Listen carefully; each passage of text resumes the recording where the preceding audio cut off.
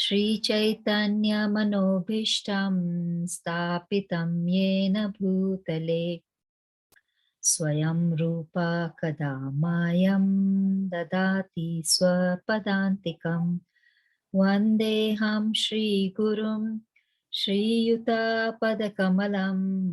श्रीगुरुं वैष्णवांश्च श्रीरूपं साग्रजातं सहगना रघुनाथान्वितं तं सजीवं साद्वैतं सावधूतं परिजनसहितं कृष्णचैतन्यदेवं श्रीराधाकृष्णपादान् सहगना ललिता श्रीविशाखावितंश्च हे कृष्णा करुणा सिन्धु दीनबन्धु जगत्पते गोपेश गोपिका कान्ता राधाकान्ता नमोऽस्तुते तप्तकाञ्चन गौराङ्गी राधे वृन्दावनेश्वरी वृषभानुसुते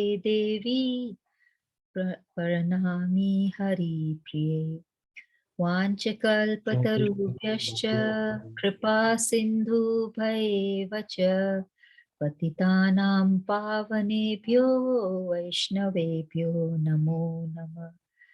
जय श्री कृष्ण चैतन्य प्रभु नित्यानंद श्री अद्वैत गदाधर श्रीवासादि गौर भक्त वृंद हरे कृष्णा कृष्ण कृष्ण हरे हरे हरे हरे हरे हरे राम राम हरे राम राम राम हरे हरे हरे। हरे कृष्ण। Continue. Om नमो भगवते वासुदेवाय। ओम नमो भगवते वासुदेवाय। ओम नमो भगवते वासुदेवाय। नारायणं नमस्कृत्य नरं चैव नरोत्तमं देवीं सरस्वतीं व्यासं ततो जयमुदीरये।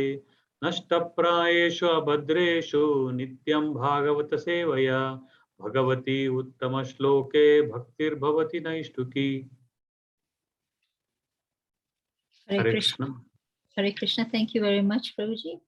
We are reading the Srimad Bhagavatam. We are on Canto 1, Chapter 3, and the text for today's text 38.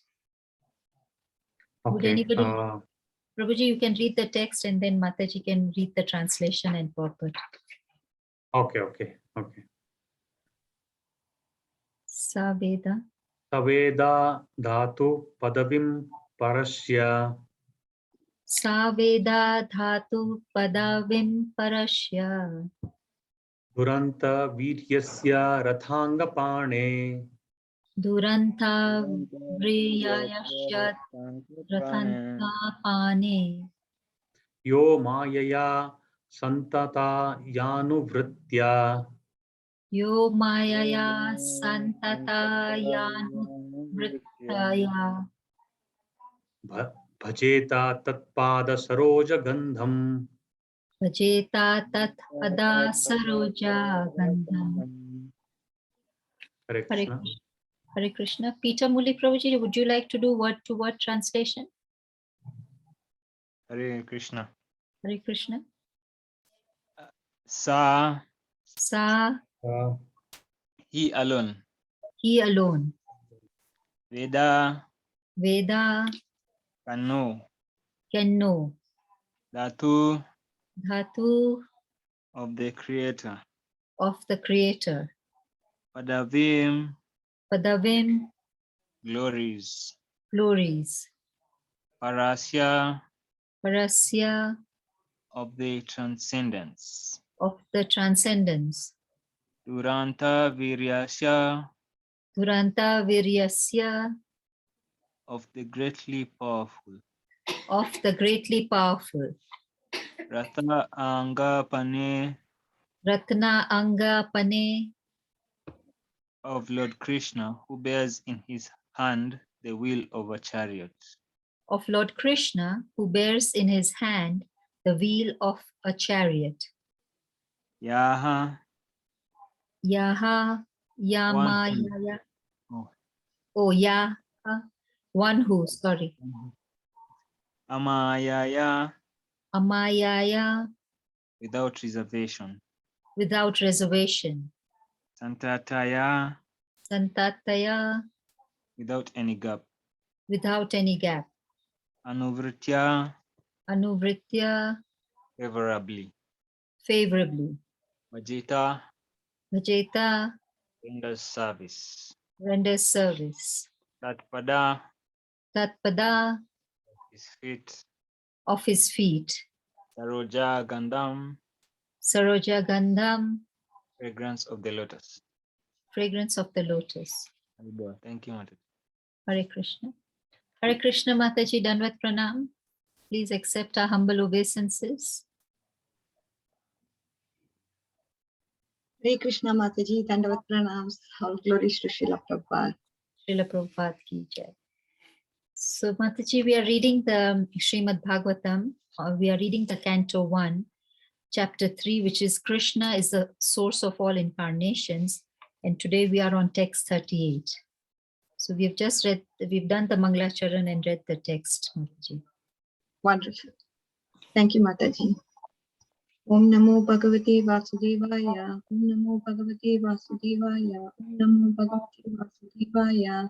Narayanam Namaskrityam Naram Chaiva Narottamam Devim Saraswati Tato Jayam Bhutireye Shrunvata Swakata Krishna Punya Shravana Kirtanaha Haridayanti Storia Putrami Vidunoti Sujutsadam Nashta Prayeshu Abhatreshu Nityam Bhagavata Sevaya Bhavati Uttamashloke Bhaktir Bhavati Naishtiki Om Ajnanatimirandasya Jnananjanashalakaya Chakshurunmilitanena Tasmai Shri Gurave Namaha Namo Vishnu Padaya Krishna Prasthaya Bhutale Srimate Bhakti Vedanta Swamini Niti Namine Namaste Saraswati Deve Gauravani Pracharini Nirvishesha Shunyavadi Paschaita Deshatarine Jai Shri Krishna Chaitanya Prabhu Nityananda Shri Advaita Gadadhara Shri Vasadi Gaura Bhakta Vrinda Hare Krishna, Krishna Krishna, Hare Hare, Hare Rama, Rama Rama, Hare Hare.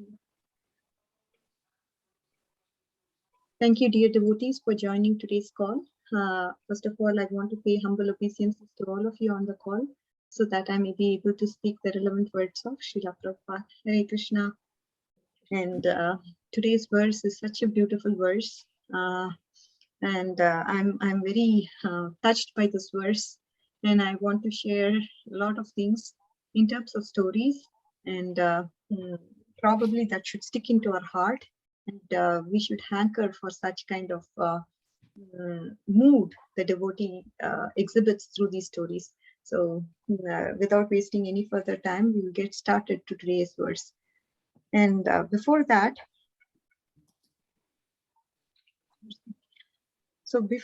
we try to understand what are we talking about here, right? So if you look at from verse 35 to 39, what we're discussing about here is understanding and describing the Lord. So obviously there was 36th verse spoke about Lord's qualities, and then 37th verse said the unintelligent cannot understand Lord's activities, names and forms, and neither with their minds nor with the words, just like an ignorant man cannot appreciate the performance of an actor. So this is what we saw last, I think you would have seen last class. And today's verse is more so about understanding the powerful Lord, who's the creator, who holds the chariot wheel. And so what we have to do is uninterrupted, unreserved, and favorable service onto the Supreme Personality of Godhead. So there should be no reservations, so as to speak. So we are going to see, some of the, as I said, some of the pastimes, and this would definitely help us understand the mood that we have to imbibe, that is to understand the powerful Lord.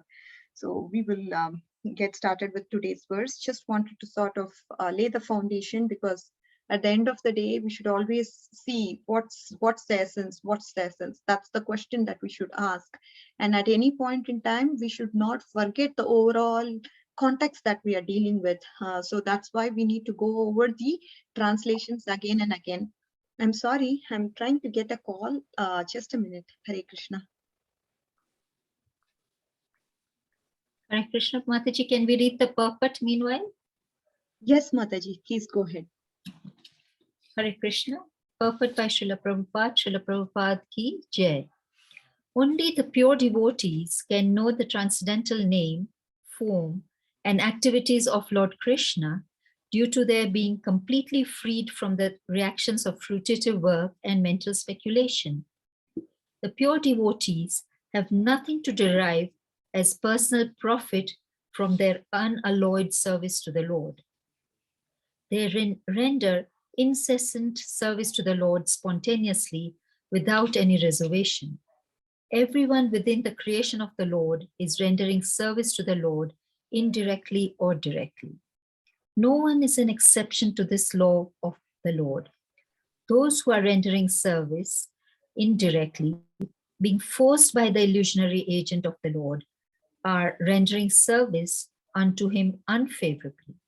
But those who are rendering service unto him directly, under the direction of his beloved agent, are rendering service unto him favorably. Such favorable servitors are devotees of the Lord, and by the grace of the Lord, they can enter into the mysterious region of transcendence by the mercy of the Lord. But the mental speculators remain in darkness all the time.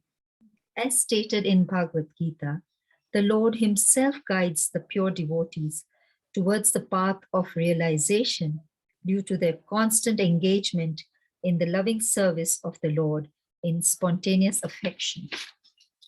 That is the secret of entering into the kingdom of God. Fruitive activities and speculation are no qualifications for entry. Hare Krishna. Hare Krishna. Wonderful, Mataji, wonderful. So we can get started. I'm sorry.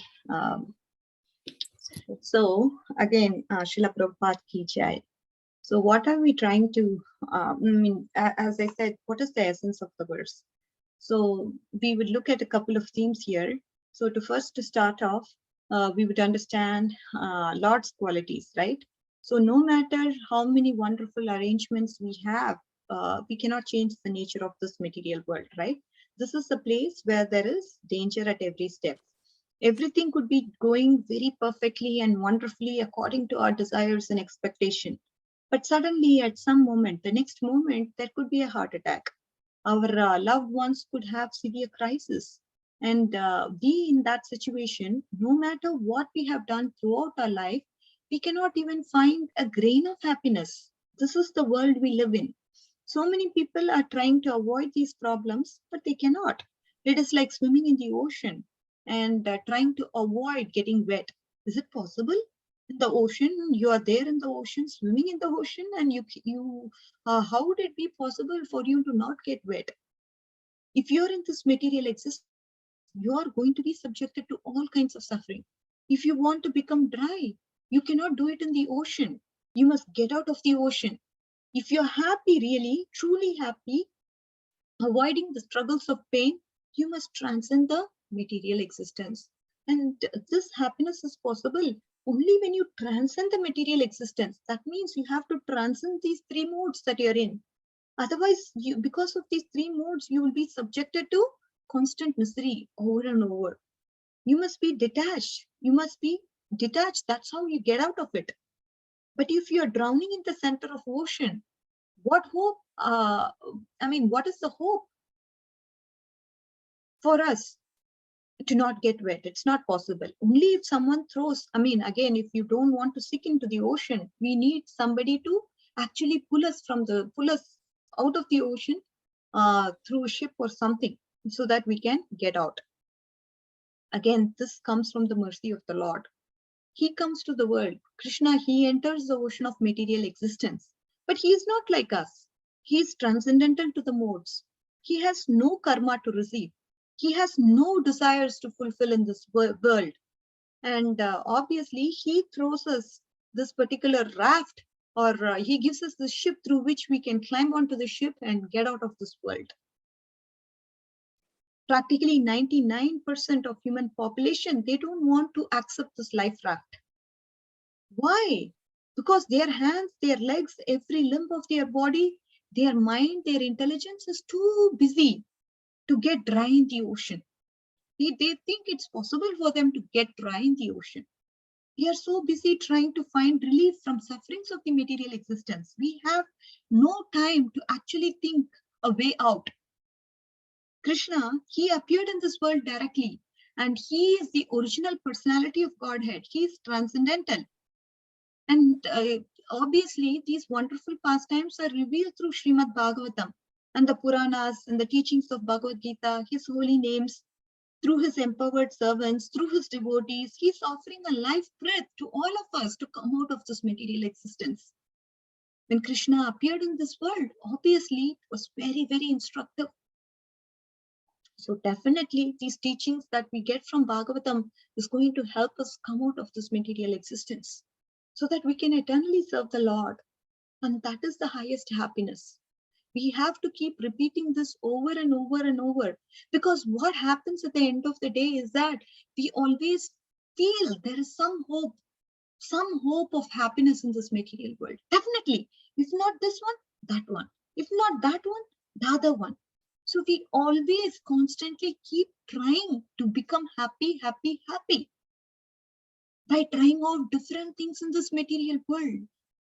This happiness is not possible in this material world. Of course, the happiness that you are going to get is going to just be relief from your temporary suffering. That can be happiness for us in this material world. That is what is happiness. Just relief from temporary sufferings that we have. So this happiness is something that we should not hanker for. No, don't even try, because it's going to be futile. So the happiness that is going to be everlasting is happiness in Krishna consciousness. Krishna, when we serve Krishna, through that process, we get bliss. And that bliss again should be used in the service of Krishna. This is the mood of a devotee. So let's get into different themes, as I said, and let's try to understand these themes. Very, very important themes and very, very relevant, practical things that we can actually contemplate upon, meditate upon in our day-to-day life. So if you look at God, he's the richest person. He's very rich, and he's the most opulent. When, say, for example, when you come to some rich person and ask him for something, one rich person, he would, tell me, ask me something, and, you go to him, he may give something just to get rid of me. Oh, yeah, take this, whatever. You just get rid. I just want to get rid of you. But if I go to some other person, surprisingly, if I don't ask him for anything, I don't need anything from that rich person, the rich person gets so embarrassed. He's taken aback by surprise. What is this person? He's not at all asking me anything. What's wrong with him? Right? The rich person then becomes embarrassed, and he's willing to give anything to this person. He doesn't want to ask, so let me give it to him. Similarly, see, this mood is seen even in this material world. I'm going to contrast this to say, this is God's psychology. The human psychology, we can see this. This is how a psychology for most of the times, most of the rich persons, this is what happens. When you go to them and you ask for something just to get rid of you, they'll give you something. But then on the other hand, if you don't ask them, they are going to definitely give whatever they have, because they feel embarrassed. Oh, this guy is so nice. He didn't ask me anything, so let me give him something, even though he didn't ask. So what about God? What is the mindset of God? When someone comes to God and asks him for something, he says, no problem, take it and come again to me. But when someone comes and says to him, I don't need anything, I really don't need it, he's taken aback. See, he's again taken aback by surprise, like how the rich guy felt. Feeling, he's feeling so, oh, what is this guy? He doesn't want anything from me. So what he does, he gives out his own self. This is what happens. The point is actually Krishna is willing to give his own self completely. If someone is willing to give completely to Krishna, then he wants to give himself to him, that person. So we need to definitely understand this mindset of Lord. How much are we willing to give ourselves to Lord? How much am I ready to give?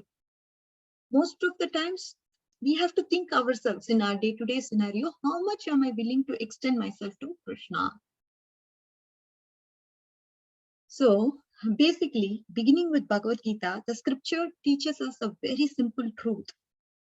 That is, at the same time, very, very difficult to grasp. If we ask God for something, he will give it to us. No matter what you ask him, you will get it. He will give us something partial sometimes. And the result we expect, it may not be that happy. So Bhakti Siddhanta Saraswati Thakur Prabhupada, he says that the contact of the living being with partial things is always a source of endless suffering. Partial things. Anything, see, God is complete whole. Other than that, when you are going to have contact with anything that is partial, that is going to be the source of endless suffering. Any obsession, any desire, when we have with something that is partial, is going to turn into opposite, which is not happiness, but misery. That is the law. And beginning with beginning with Bhagavad Gita and ending with Srimad Bhagavatam and Chaitanya Charitamrita, the Shastras, they teach a very, very simple thing. When you come and ask him for something partial, he gives some partial thing to you. If you ask something, anything which is not related to God or bhakti, anything spiritual, then everything else is considered partial because it's not a complete whole. You ask him for something partial, you are going to get what you've asked for, but that is the source of endless suffering.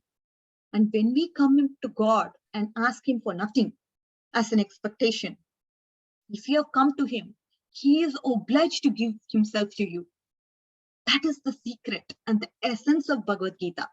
We have to keep asking this question, what is the essence, right? This is the essence. When we ask, when we don't ask, and when we are selfless in our service, this is what the theme of the verse is, right? The selflessness. How much selfless are we to please God, right? This question has to keep, we have to keep thinking and meditating and contemplating about this over and over, so that if not today, we will please him tomorrow. If not tomorrow, day after. He gives us chance every day, isn't it? So we will try our best. So when we get him, we don't need anything else because everything is contained in him. So Sharanagati actually means to come to God without asking for anything. Then he, accordance with that principle, he will give his own self. This is Sharanagati. Very, very nice, isn't it? So now let's just see some stories here to relevant to this context. The first story is about a story in Varshana. It's a wonderful place. And we are going to specifically talk about this place, Dan Gharg, a mountain where certain Leela has taken place. The purport of this Leela is so profound. So let's look into this Leela and understand this pastime. Okay, so there was a village named Luchi Ghavana where a Brahmana lived. And this Brahmana was very poor and he had a daughter. He had to give his daughter in marriage to someone. In India, it's a big problem to get the daughters married because they always ask for large dowry, isn't it? So the wife was constantly nagging him. They had no money and his wife was telling him, go and do something, go and do something. People say there is Krishna nearby. Krishna is Mo Brahmana Devaya Go Brahmana Hitaya Cha.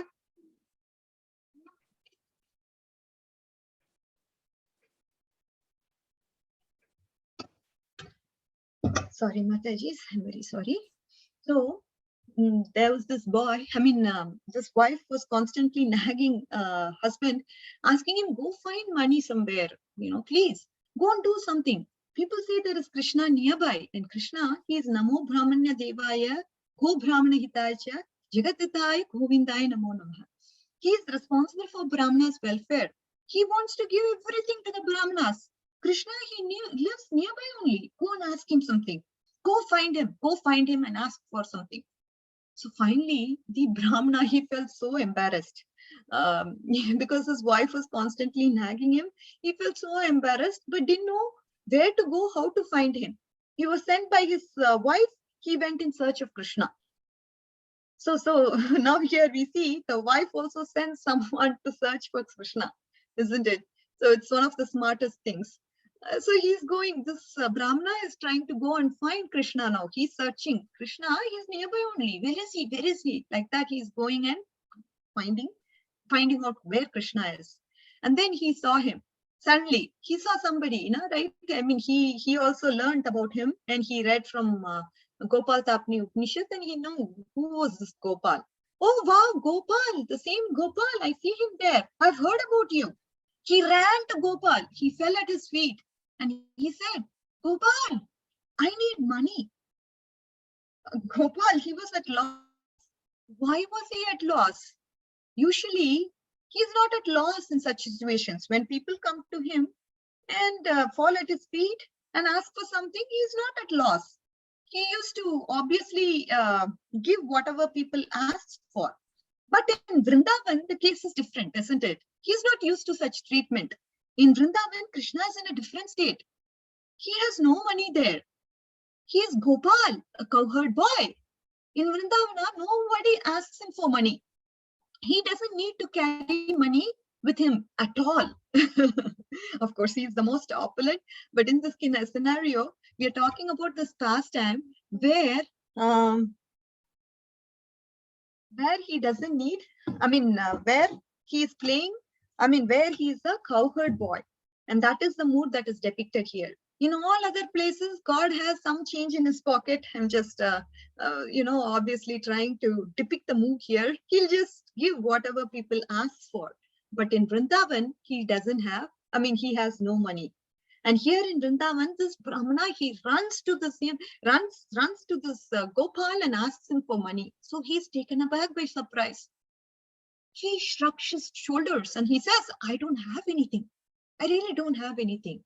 And the Brahmana, he started to cry. He was sincerely crying. He surrendered to him completely. I can't go back. I was told you have everything and you are my only hope. You are Namo Brahmanya Devaya Go Brahmana Hitaya Jagatitaya Govindaya Namo Namaha. I'm not going to go anywhere. You are my only hope. I have to get my daughter married somehow or the other. And I have no other way other than to surrender to you completely, Krishna, Gopal, like that he said. And Krishna, he banged on his forehead and he said, I have only one treasure here in Vrindavan, and she is Srimati Radharani. I will give her to you. This is my most precious possession. I promised. I have promised, and I'm obliged to look after the welfare of the Brahmanas. So therefore, I'll give her to you. Okay? Upon hearing that, this Brahmana started crying even louder. He said, what good she is to me? What shall I do with her? I already have one daughter and I have to get her married, and now I'll have two of them. Right? The Brahmana cried, and so did Radhika. She didn't want to be given to this Brahmana either. And Krishna was willing to give anything. Krishna is willing to give anything he has. The goddess of love herself, the goddess of happiness, the embodiment of spiritual bliss, Srimati Radharani. But seeing that the Brahmana doesn't want her, he said, okay, then let's just put Radharani in one of the scales. The gopis cried. Everyone cried. Brahmana cried because he didn't need Radharani. Radharani was crying because she didn't want to go to the Brahmanas. Everyone cried because they didn't want Radha and Krishna to be separated at any point in time. Then Krishna, he quickly resolved the issue. He said, Radhika, take off your jewelry and put it on the other scale. What do you want, Brahmana? The Brahmana happily picked up the jewelry on the scale and happily took off the earrings, necklaces, and all the pile of jewelry that was on the other scale. Everyone was happy. The Brahmana was happy because he got plenty of gold. Radharani was happy because she remained with Krishna.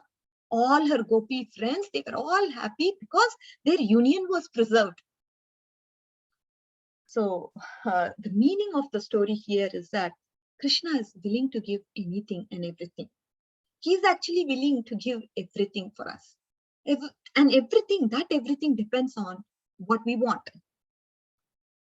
So we get from him whatever we want, nothing else. If we don't want anything, he has to give his own self. But this is the understanding. We should come to God and serve God without asking for anything. We should just serve selflessly without asking for anything. Is that possible? That's the question we have to ask ourselves. Is it scary? Yes, it is scary. Because this fear to remove our shell is the major obstacle in the path of surrendering, on the path of Sharanagati, on this path of bhakti. What is the shell I'm talking about? The false ego covering. We must be aware that this fear, the fear of vulnerability, lives in all of us. Essentially, that is what is the requirement. When we come to God, we have to actually remove our false ego. We have to take off our shell of false ego. But that's not all. Taking this shell of false ego is just half of what we want. We shouldn't ask anything for ourselves. That's the second half. That's it. From now on, I'm going to work for you. I'll be doing something for you, Krishna, and you yourself, you're going to take care of me. This is the point the devotee has to come to. Again, it's like having a parachute. You just have a free fall from the parachute. How would you feel? That's what we will feel like. It's a free fall, a parachute jump. The leap is going to be unknown. So there is absolutely, how are we trying to understand this, right? If you look at the picture of 10th canto of Srimad Bhagavatam, that it portrays the Vraja Bhakti, which is complete surrender. Because the ideal of surrender is gopis of Vrindavan. They came to Krishna at night. They are not even his wives. When we speak about Dwaraka, yes, Krishna is the protector. He is obliged to protect them. Krishna has all obligation towards others. Whenever those people surrender, he protects. But in Vraja, he says, no, you surrender. I'll see what happens. If you look at the ideal of what is being taught, we are being taught Sarva Dharman Parityagnya. Give up everything. Run to God. Find this black person in the dark night, in the forest, dense forest, and go to him, rush to him. And then he will say, you go back. Why did you come here? I haven't called you. Did I call you? When Krishna said to the gopis like this, they were dumbfounded. A minute ago, Krishna was playing the flute. And when he was playing his flute, what happened? Each and every gopi was hearing her name clearly because of the flute sound. Krishna is playing her name. Krishna is calling her. They felt that Krishna was calling her. Of course, Krishna was calling. The sound of the flute said that they were calling his names out. They felt they left everything and rushed to that call. You have called us, Krishna, you have called us. They came to him and Krishna says, no, I have not called you. It wasn't me. You must have imagined. It's a mistake. Anyway, so that is ideal surrender. That's what true religion tries to teach us. Unconditional surrender to Krishna, right? He's the Lord. And in our Gaudiya Vaishnava philosophy, we are being taught to call ourselves Dasanu, Dasanu, Das. What does the Das mean? Das doesn't mean servant. Servant is a concession to modern thinking. Because what does a servant mean? A servant means I serve. Okay, yeah, I'm supposed to serve. I have this work. I'm supposed to serve and I get paid. The servant is supposed to be paid, right? And whereas the das, he's not supposed to be paid. Das means slave, right? A slave has no obligation whatsoever. That is the real understanding. I was actually very much taken aback by that move, right? Where we don't ask anything whatsoever. I just have to please Lord, no matter what. When we get this mood, everything else becomes subservient to this. So that's a special mood that the devotee has to acquire. And when you look at Nrsingadev offered Prahlad Maharaj, when Nrsingadev offered Prahlad Maharaj, hey, you served me and I'm ready to give you anything you want. Prahlad, he was very badly offended. That's not why I served you for. No, I don't want anything from you. I didn't serve you to get some reward from you. This is the mood. Because this means I have served in order to get a reward, which means I wouldn't have actually served you. Right? This is the nature of das. I don't expect anything. I don't expect anything. So this means Krishna is going to give himself to you. He is going to give himself to you when you say, I'm not going to ask for anything. It is exactly due to surrender. If done properly, this is the fastest, easiest, and most direct and immediate way to achieve perfection. Because through such a surrender, a person is integrated to this complete whole. Krishna is the complete whole. A person, he takes this natural state of being the constitutional part of Krishna, of being the constitutional part of this complete whole. The part becomes happy when it's with the complete whole. In this way, the complete whole, obviously this part gets the protection from complete whole, all help, whatever he needs, everything he gets. If you get Krishna, you get everything else. You should never forget this. So don't ask this, that. Krishna, I want only you. Whatever takes to bring me closer to you, that is what I want. I don't want anything else. Again, this is a very, very powerful statement. We don't know what we'll be getting into. To make us closer to him, he will give us any kind of tests and tribulations that we may have to face. I want to come closer to you. That's a big thing. You want to come closer to me. That means I have to purify you. How can I purify you? I have to give you some tests and test you how fairly you're faring well in this test. If not today, tomorrow. If not tomorrow, day after. But if you keep constantly saying the same thing, I want to come closer to you, irrespective of the problems you have, that shows your determination to go closer to Krishna.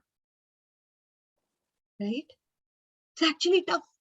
As I told you, every time whenever I speak in this forum, I definitely, when I speak something, again, it's a teaching to me. Not only that, I definitely get tested. It has happened to me multiple times. And not only, in this forum, but anywhere I speak, I'm very conscious and I totally understand what I'm speaking. At the same time, I'm being tested for a lot of things that I comment upon. Because Krishna wants us to realize what we are speaking as well. Because you may not be at that level, but you are saying such things. Why don't you come to that level? Right? It's a good thing, but how far the devotee is able to take it is the question. So so anything, when we take everything that happens in our life as mercy of Krishna, tattenu kampam, right? So when we take that as the mercy of Krishna, then that actually feels completely different. And the mood of the devotee is completely different in such a scenario. So that's one more understanding. Okay, now coming back to the surrender. Surrender is a process when the heart is completely revealed, when it turns soft, when it actually comes to full bloom. To this, we have to throw off our shell of false ego. this sincerity, this desire to get rid of this false ego can be different. But at the beginning, there must be this desire. Yes, I am tired. What happens? How do you get rid of this false ego? Yes, I'm very tired. I don't want this anymore. I want. I don't want. I really don't want to have these material designations. I'm actually tired of my own ego. I'm tired of the senseless attempts to find happiness in this material world. So you definitely, to start off, to get rid of this false ego, you need this. And now I'm going to enter into a very, very important section. This has actually opened my heart as well. So I definitely want to share this with you so that it opens up your heart. And Srimad Bhagavatam is such a blessing that as Gaudiya Vaishnavas we have. And it should be treasured, and we must actually the mood should be that it's very difficult to understand Srimad Bhagavatam unless Krishna descends to us. So we have to be at service to Krishna. That is how the Srimad Bhagavatam will be revealed to us. We at our own attempts, no way it's possible to understand Srimad Bhagavatam, especially because this Srimad Bhagavatam is Samadhi Bhasha. Samadhi Bhasha means the Bhasha that is spoken in transcendence. So to understand Samadhi Bhasha, you have to also speak the same language. Unless we are in trance, we cannot understand. So we must be humbled by the fact that Krishna's mercy has to descend on us for us to understand Srimad Bhagavatam. Every day with this mindset, you just listen Srimad Bhagavatam. Life will change. Because with our attempts, we cannot understand. We have to be humbled. And we have to ask Krishna for his mercy so that he can descend upon us and reveal this mercy to us. Okay, so with this mindset, we will enter into this surrender, because this is such an elevated topic. Surrender, pure devotional service, how we have to be uninterrupted, unmotivated. This is all hi-fi terms, because our heart is filled with a lot of anarthas, so many desires, apart from Krishna. So we are not having this one goal of surrendering to Krishna. So when that is the case, we need to understand, okay, what is the goal and how can I reach it? Can you give me some examples? This is how we approach this theme, right? So now we'll try to see, I don't know if I'll have time to share two relevant stories, but at least I'll share one of them, which is one way to surrender. This will be the first way of surrender, okay? There are two forms of surrender, and I think I'd probably have time to only talk about what is the first form of surrender. And maybe, obviously we'll have time. Some other time we can, talk about the second form of surrender as is relevant to the purport. And now let's come to this important theme and try to understand this first form of surrender. This story of Parashar Bhatt. Parashar Bhatt, he's in Sampradaya. He's one of Ramanujacharya's successor. He was a topmost devotee. He was the son of Kuresha, his closest servant, that is Ramanujacharya's closest servant. At the deathbed, Yamunacharya, when Ramanujacharya saw the dead body of Yamunacharya firmly clenching his three fingers, he asked Yamunacharya's engraved disciples, why is he clenching his three fingers? Did you actually see that when he was alive? Was he doing that? They said, no, he did not. He just blessed everyone, but he did not clench his fingers. Then Ramanuja said, he said three things. First thing he said, I will free the people of this world. I will give them the understanding of what bhakti is. And after that, one finger unclenched. And then he said, I will write a comment on the greatest work of Srila Vyasadeva, the Vedanta Sutra, which is called Sri Bhashya. Then the second finger unclenched. And then there was one more thing that constituted his mission. Then he said, I will name one of the disciples in honor of great sage Parashar, Vyasadev's father, who actually wrote Vishnu Purana. And then his third finger unclenched. So what happens is Parashar, that disciple whom Ramanujacharya was speaking about, Yamunacharya's deathbed, that is the person whom we are going to talk about in today's story. So the third thing that he said is, I will name one of my disciples in honor of great sage Parashar, who's Vyasadev's father, who wrote Vishnu Purana. So now this is the Parashar we are talking about. I wanted to actually set the scene as to who is this Parashar before we get into this story. Because once we understand who the person is, we will have respect for him. We should know who are we talking about. Because that way, reverence and respect should fill our heart. Then we will feel grateful. Right? Without knowing who the person is, you will be like, oh yeah, this person, okay. I don't know who he is, but there's just one story. It is not a story. It has to bring revelation to our heart. It is not simple, ordinary story. No. The pastimes and leelas of the Lord are to help us reform our heart, transform our heart, bring change to our heart. This is the mood we have to take these pastimes with such a feeling of gratefulness, because this gratefulness is what will enable us to get transformed. So now going back to the story. So now he was going into the forest, and in the forest, this Parashar Bhattar, he was actually going into the forest, and in the forest he saw this hunter. The hunter was very confused. He didn't know what was happening to him. He was completely lost. When he saw the saintly person, the sannyasi, the sadhu, he fell immediately before him. He was walking with this group of disciples, and he fell to him with his knee. I mean, he fell completely surrendered and started telling him something. Okay, you know what, Rishi, I wanted to share something with you that happened to me today. Something happened to me today, and it has never happened like this before to me, ever.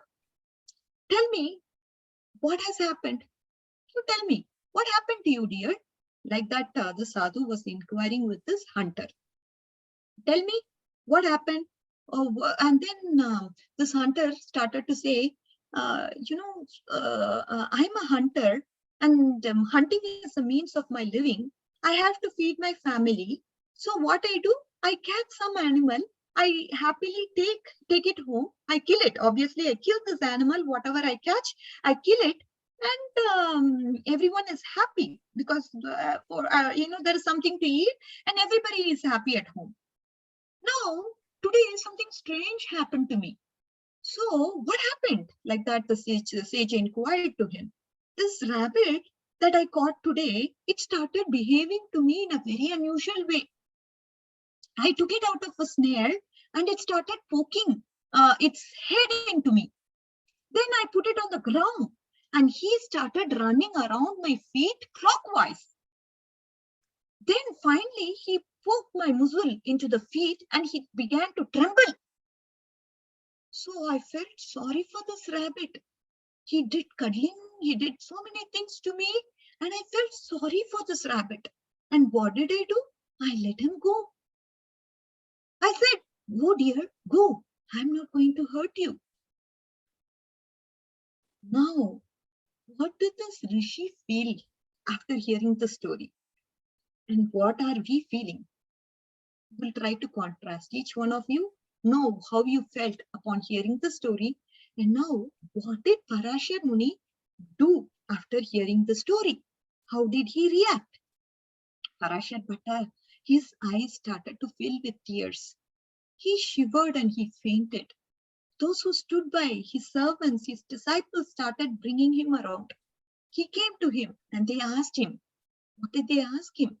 What's wrong with you, dear sage? What happened? The sage, he started to explain what had happened with him. I just heard the story. I realized how lucky we are. How lucky we are all. We are all very lucky. Look what happened. This rabbit has never heard Bhagavad Gita. It is a mere rabbit. It has never read any kind of scriptures. The hunter has never promised he will save all the souls that surrender to him. Nevertheless, the hunter could have acted against his heart. When a small defenseless rabbit surrendered to him, what did he say?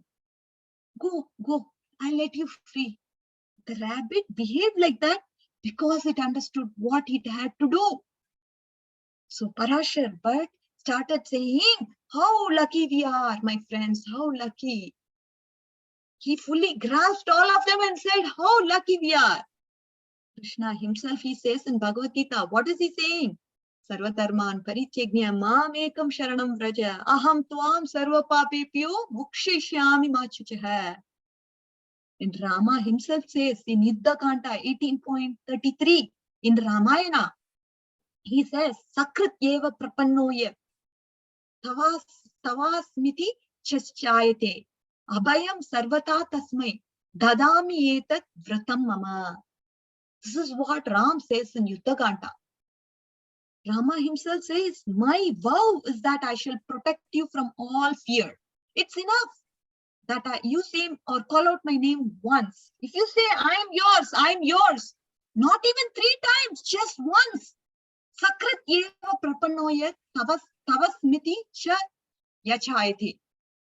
If a person says with sincerity, if a person says from his heart, I am yours, then Rama says, I will protect that person. I will protect him. Ramayana is called Sharanagati Shastra, a Shastra which explains the surrender. And in Ramayana, there are so many stories that actually talks about surrender. This has to come out with sincerity, with devotion, from the heart. I am yours.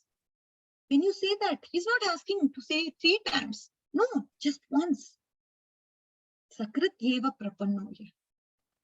Yeah, just once you say with sincerity, with your heart, then I am there to protect you. Now, to elaborate how Ram shows this aspect of surrender, how Ram actually protects people who surrender to him, we are going to see just one example from Ramayana. Once, when there was this monkey army, was already on Lanka, and Ravana sent out all his spies. The spies were called Sharana and Sukha. Okay, being demons or Rakshasas, Sharana and Sukha took the form of monkeys and began spying there. Okay, the monkeys, however, they were not obviously, these monkeys, monkey army on Lanka, obviously these monkey army could identify these spies, that is Sharana and Sukha. They've disguised themselves. So this monkey army, they started to kick these the other two people, the spies that have been sent by Ravana. So they started kicking these 2 spies, because they can understand, oh, these guys, they have been sent by Ravana and they are not our set of monkeys. We can very well imagine that. And they started to inflict pain upon these 2 monkeys who have been disguised. At that point, Sukha and Sharana, these 2 demons, these 2 Rakshasas who had come as spy in order to help Ravana, what did they cry out? They cried out the name of Rama. And again, sincerely, they started to cry out for Ram, Ram, Ram, because they knew Ram only can save him. And Ram promises that I shall protect everyone. And Ram said, looking at this Sharana and Sukha who cried out to Ram, he said, okay, let them be free. They have called me, let them go. Don't touch them. Monkeys, please don't touch them. I know they have come as spies. Ravana sent them out and they disguised themselves as monkeys. I know all of that. But since they called out my name, I'm ready to protect them. Please don't harm them anymore. So now, coming back, Parashar Bhatt said the story, how lucky we are. To the extent we sometimes don't appreciate the fact we know this, right? Krishna promises and we know it. Nevertheless, we don't do it. Whereas the silly rabbit did it. The silly rabbit realized that. And the hunter couldn't do anything to that surrendered rabbit. When we surrender, what will happen? But we don't want to surrender. That's the problem. So this is one way of surrender. That is, what I want to obviously say through the story is that a person who studies the scriptures, and by studying the scriptures, he hears about this and he gets what? The component of faith. So when he gets this component of faith in the scriptures, whichever we take, God says, you surrender and I shall protect you. So we take this first aspect. This is the first form of surrender, where we follow what the scripture says. Because the scripture says this, I'm going to surrender. And you fall at the feet of Krishna for surrendering. He explains, obviously, Jiva Goswami, he gives an amazing definition of protection. Everybody listen carefully. He explains that the protection is in full sense of this word. This is one way of surrender. When we study the scriptures, learn all this and try to make step towards it, we understand that that is the way it should be, and it can't be any other way. That there is God, and in the course, he is supposed to protect us when we surrender. He should do that. So this is again how seriously we take this aspect of surrender, because the scripture says this, because of the faith in the scriptures, how we are taking it seriously into our heart is something we have to ask ourselves. Nevertheless, obviously, surrender does not take place when we don't desire it. So Jiva Goswami, he gives a very, very amazing definition of protection, saying that this is one way of protection, where a person, because of his faith in scriptures, he goes and he completely has complete trust in the scriptures, and he follows what the scripture says. The scripture says God will protect when you surrender, so I surrender. This is one form of surrender. And again, we need to have this desire of surrender, and that is when we will get that mood to surrender. So there is also a second aspect of surrender, which will probably, I know when I started off, I understood I'm not going to have time to cover the second aspect of surrender, which is also very, very interesting. When we understand, okay, what is this terms that we are talking about, and how are we to do that, then it makes sense, right? So that's why I wanted to obviously give you a context to this and help you understand the mood of surrender and how devotees actually feel about it, and how our acharyas have glorified this aspect of surrender. So this is such a nectar, and I felt completely grateful for giving. I mean, I obviously have to thank the Sangha for helping me. Obviously, this is two ways. I'm not only grateful for this opportunity, but I also enjoy and relish at the same time when I speak Srimad Bhagavatam. It's such a privilege and honor to glorify Krishna, to glorify our acharyas, to glorify our Guru Parampara. So thank you so much for this opportunity. Srila Prabhupada ki jai. Vansha kalpatarubhya shya kripa sandhubhya eva cha patitanam pavanebhyo vaishnavebhyo namo namah. Hare Krishna. Hare Krishna. Thank you very much, Mataji.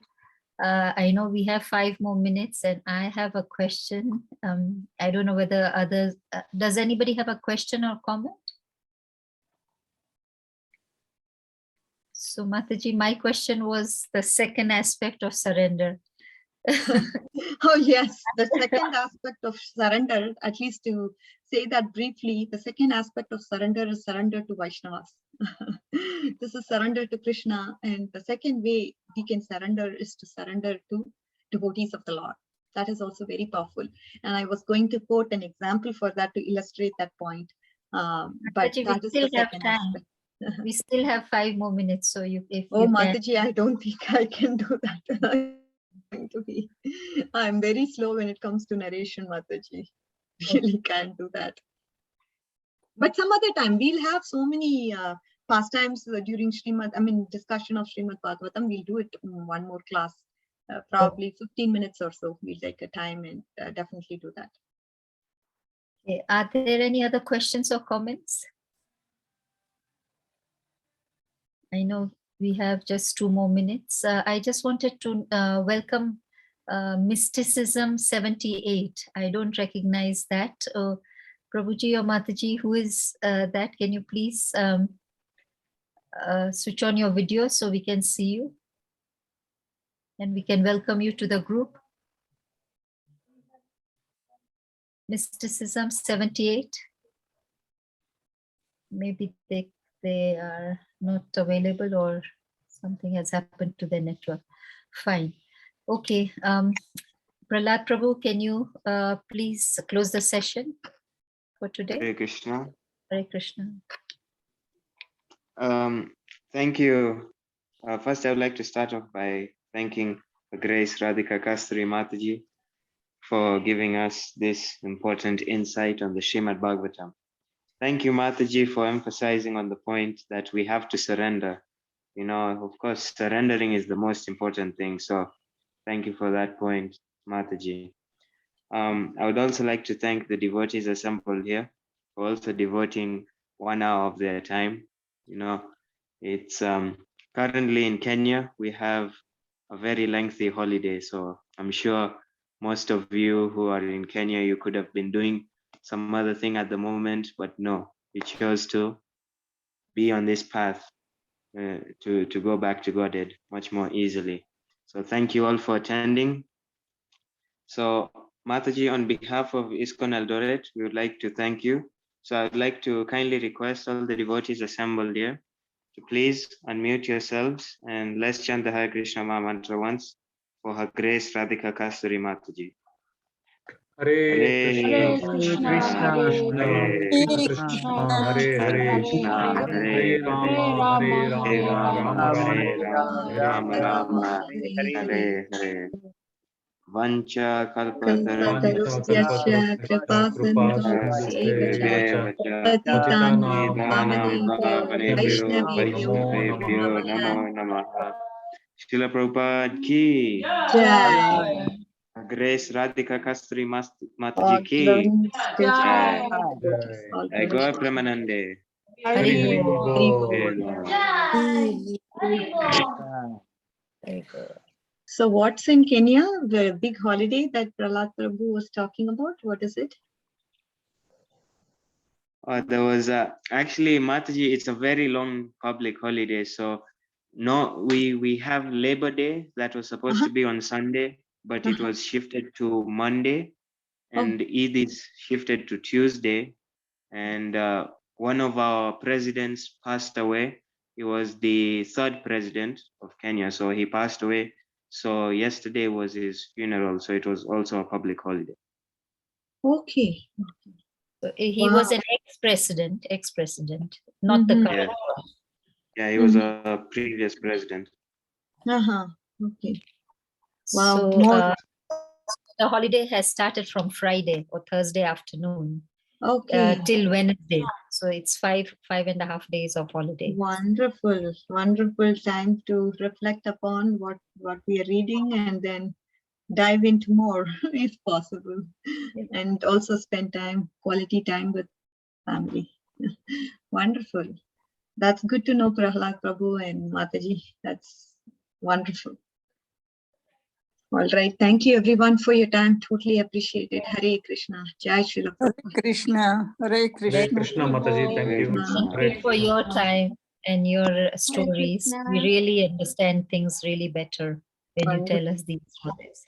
We won't Hare forget the rest ever. Yes, that's how I try to get into I mean, obviously these pastimes are so transcendental, so it has to get into our heart, so we reform and purify ourselves. Thank you so much, Mataji. Hare Krishna. Hare Krishna. Thank you so much. All glories to assemble devotees. Hari Bol, Hari Hare Bol, Bol. Hari Bol, Sadhna Mataji. Hari Bol, Hari Bol. I'm ending the session.